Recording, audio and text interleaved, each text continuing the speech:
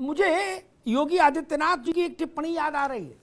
अब याद आ गई तो बोली दूं, संदर्भ प्रसंग आप लोग ढूंढ लीजिएगा उसका। उन्होंने अभी विधानसभा चुनाव के दौरान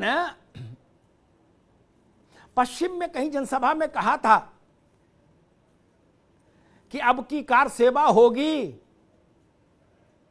मैं अपनी स्मरण से उनके शब्द उद्धृत कर रहा हूं, कॉमा फुल स्टॉप इधर उधर हो सकता है, वैसे ईश्वर की कृपा है मेमोरी ठीक है। अभी योगी आदित्यनाथ ने कहा कि अब की कार सेवा होगी तो किसी की हिम्मत नहीं पड़ेगी कि गोली चलवा दे। गोली चलवाने वाले लाइन में लग के फूल चढ़ाएंगे, फूल। अभी कार सेवा कहां होगी, कैसे फूल चढ़ेगा, परमात्मा जाने या योगी जी जाने, लेकिन चीजें हैं। और मालूम है, मैं बहुत विनम्रता से कहूंगा, तलखी तो मेरी आवाज में हो सकती है लेकिन मेरे मन में कभी तलखी नहीं होती। मैं बहुत विनम्रता से कहूंगा, जिन शासकों के शासनकाल में भारत की आत्मा ने चीत्कार किया हो, विलाप किया हो भारत की आत्मा ने, उनके साथ अपने को नहीं जोड़िए कोई। वो चाचा मामा हो तब भी मत जोड़िए, भूल जाइए, कहिए भाई हमसे कोई लेना देना नहीं। बहुत अदब से कहूंगा, घर में एक लड़का डकैत निकल जाए, विष्णु जी, घर में एक लड़का डकैत निकल जाए तो अम्मा बाप अखबार में निकलवाते हैं कि इससे हमारा कोई लेना देना नहीं। निकलवाते हैं कि नहीं निकलवाते? अजय गौतम जी निकलवाते हैं ना? मोइन खान साहब निकलवाते हैं ना? ये वही समय है जब इस बात की घोषणा होनी चाहिए कि अब्दाली से भारत के मुसलमान का क्या लेना देना, खिलजी से क्या लेना देना, नादिर शाह, चंगेज, औरंगजेब, इस तरह के जो तमाम लोग हैं।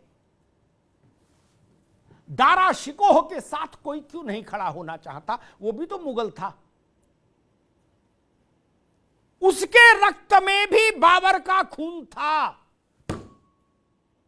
आज तक मुझे एक आदमी नहीं मिला है, नॉट ए सिंगल वन, जिसने मुझसे कहा हो कि अमिताभ भाई I adore Dara Shikoh, I love Dara Shikoh, मैं उसका डिसाइपल हूं, उसका अनुयायी हूं। क्यों भाई, दारा शिकोह में कांटे लगे थे? जिसने दारा शिकोह का सर काट लिया सगे भाई ने, उसका झंडा लिए घूमोगे तो बवाल नहीं होगा? झंडा उनका नहीं लेकर घूम रहे। और एक बात जान लीजिए, पता नहीं कितने लोगों को इस बात का इल्म अभी है, याद है कि नहीं, इसी ज्ञान वापी परिसर में, मोहन भाई, इसी ज्ञान वापी परिसर में संस्कृत पाठशाला थी। उस संस्कृत पाठशाला में कुछ वर्षों दारा शिकोह ने भी संस्कृत पढ़ी थी। तो हुजूर का गुस्सा इसलिए भी ज्यादा था, मां बदौलत इसलिए भी आग बबूला हो रहे थे कि अच्छा इतनी हिम्मत, दारा शिकोह को पढ़ाओगे? बोले जितने अंडित पंडित हैं, पोथी पुराण सबको जिवह कर दो। उनके साथ कौन खड़ा होगा? अरे हम तो वो हैं, शाहजहां ने कुछ भला किया हो नहीं, ऐसा अपनी बीवी के लिए ताजमहल बनवाया, वो अलग विषय, और तो कोई भला नहीं किया। लेकिन हम जब ताजमहल उनकी वो कथा पढ़ते हैं कि उनके औलाद ने उनको बंद कर दिया कटघरे में, तब भी हमारी आंख में पानी आ जाता है कि अरे यार, बुजुर्ग आदमी के साथ ये जाति की। हम वो लोग हैं। हिंदुस्तान जैसा मन कहीं नहीं मिलेगा। दुनिया का कोई दूसरा देश बता दीजिए जिसने अपने इतिहास के इतने घावों के बावजूद ये कहा हो कि गंगा जमुनी संस्कृति, भाईचारा।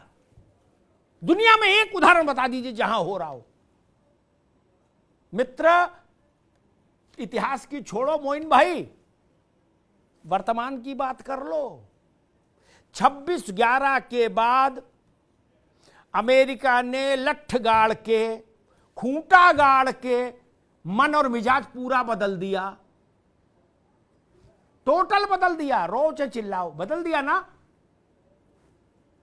वहां डिस्क्रिमिनेशन का कोई आरोप नहीं लगाता। बदल दिया, टोटल बदल दिया। बोलो नो, नो का मतलब नो, लाइन में खड़ा हो जाओ, सीधे कर दिया ना। भारत ने वैसा नहीं किया कभी। ये समझना होगा जो बात विष्णु विनोदम जी कह रहे थे।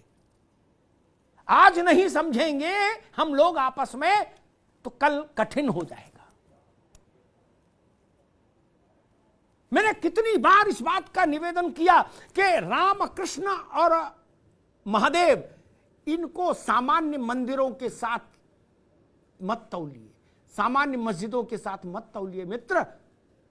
ये सामान्य धार्मिक स्थल नहीं हो सकते इनके स्थान। इनके साथ अगर तुलना करनी है तो फिर काबा और मक्का की होगी, उससे नीचे नहीं होगी। इससे नीचे तुलना नहीं हो सकती। भारत के मन को स्वीकार नहीं होगी। अयोध्या, काशी और मथुरा जी, इनकी तुलना करना चाहते हैं ना, आइए बैठिए, काबा और मक्का से तुलना होगी, वेटिकन सिटी से तुलना होगी। इस पर राजी हो तो आ जाओ। लेकिन गंज डुंडुवारा में गली नंबर 7 में जो मस्जिद बनी है उसकी तुलना इससे कर दोगे तो नहीं चलेगा, फिर नहीं चलेगा।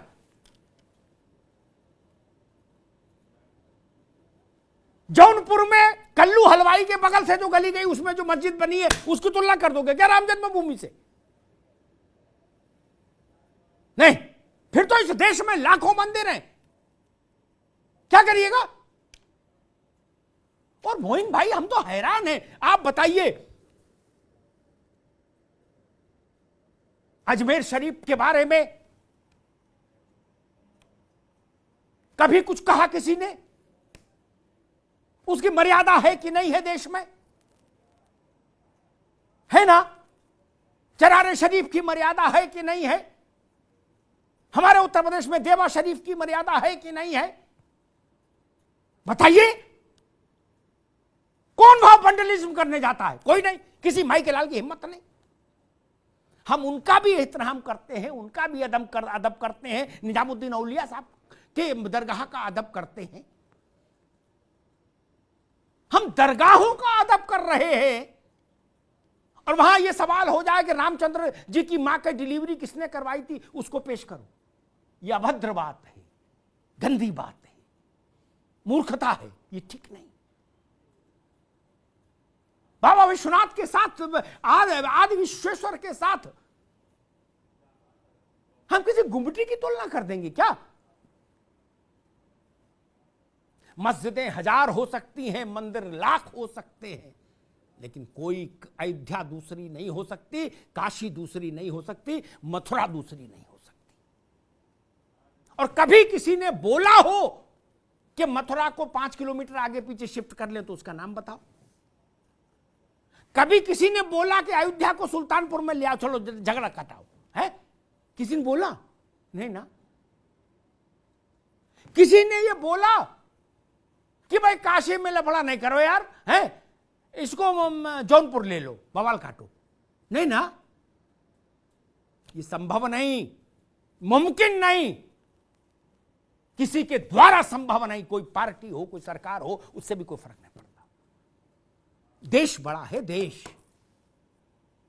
मैं फिर निवेदन करूंगा, इस मर्यादा को सब लोग बनाकर रखिए कि कल अगर वैज्ञानिक जांच में ये शिवलिंग के तौर पर प्रमाणित हो जाए, भारत के मन में प्रमाणित हो चुका, कागज पर भी हो जाए, तो सब लोग एक दूसरे से आंख मिलाने के लायक रहे, एक दूसरे से आंख मिला पाए।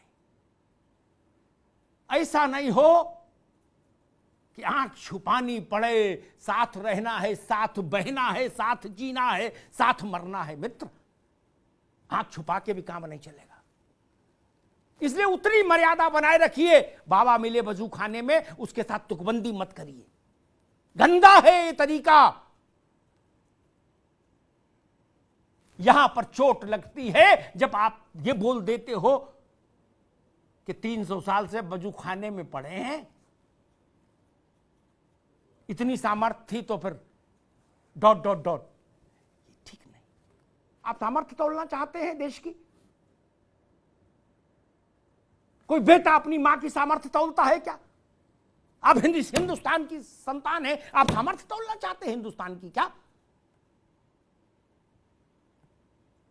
और हिंदुस्तान में अगर सामर्थ्य की अभिव्यक्ति का अवसर आ गया तो फिर बात बहुत दूर से शुरू हो जाएगी, जौहर से लेके और खिलजी से लेके और कहां कहां से, नादिर शाह से कहां तक जाएगी मुझे नहीं पता। मर्यादा में सब रहें, शिवलिंग घोषित हो जाए तो एक खेद के लिए किसी को कहना ना पड़े, दूसरे पक्ष से खेद अपने आप आए। यह देश के लिए सामान्य तौर पर आवश्यक होगा। हिंदुस्तान के करोड़ों करोड़ लोगों के मन में नहीं तो यह फांस बड़ी गहरी रहेगी, ये जान लीजिएगा। सिर्फ ये कह रहा हूं, इतना दरवाजा खोल कर रखिए सब लोग कि हमको खेद व्यक्त करने में संकोच नहीं हो, क्योंकि देश हमारा है, इस देश की संस्कृति सभ्यता हमारी है।